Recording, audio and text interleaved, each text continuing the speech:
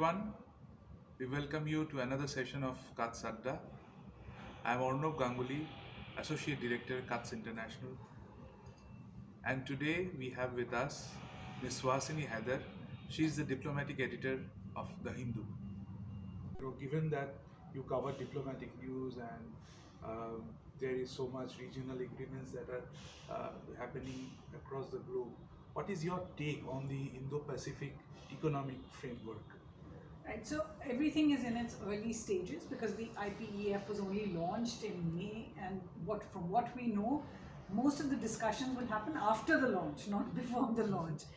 So the first thing I would say in my first few impressions of the IPEF, how much I have read, what is available so far, I would say the first part is that it is not yet crystallized in terms of where it plans to go.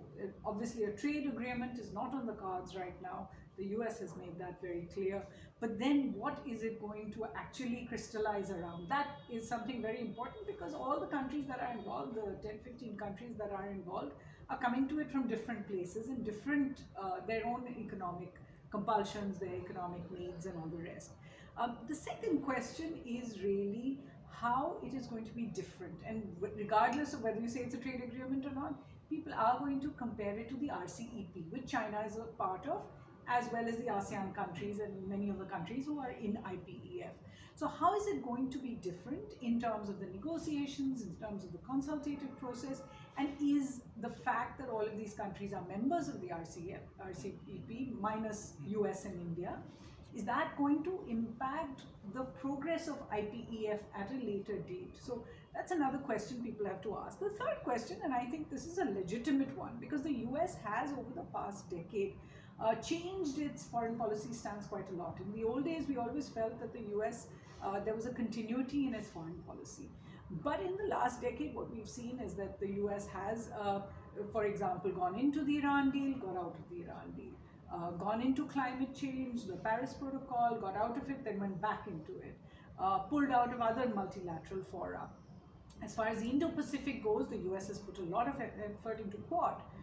It has put a lot of effort in the past into a Blue Dot network, into now a Blue Pacific economy. There's the I2U2. There are so many different initiatives the US has come up with in this region that one needs to ensure that IPEF is not just one more that has been announced, but will come with some consistency. There has been 4 pillars in the IPEF. Somehow, do you feel that there is a need to have a media connect, between all the member countries of the IPEF, so as to bring more transparency and more updated news, and most importantly, more unbiased news on the progress of the IPEF? Yeah, I definitely think so, because to begin with, everybody is coming to this from a different place. As I said, each country brings with it a new set of policies, a new set of concerns. The second part is somewhere there. Regardless of whether I feel that this is going to be successful as an ideological unit, somewhere there is an understanding that what we are looking at essentially are democracies. The countries that are in the Indo-Pacific, that are democratic frameworks. If you are able to bring the medias of all these countries together, you will be able to put the focus on a very important pillar of democracy, because there is a sense now that it is easy to sideline the media or not to necessarily engage them the same. So you will get that process started. You will also get a process of, as you said, interaction between media of all these countries, which is very important, because somewhere there it is clear that the Indo-Pacific countries have lost a lot of the links amongst each other apart from ASEAN.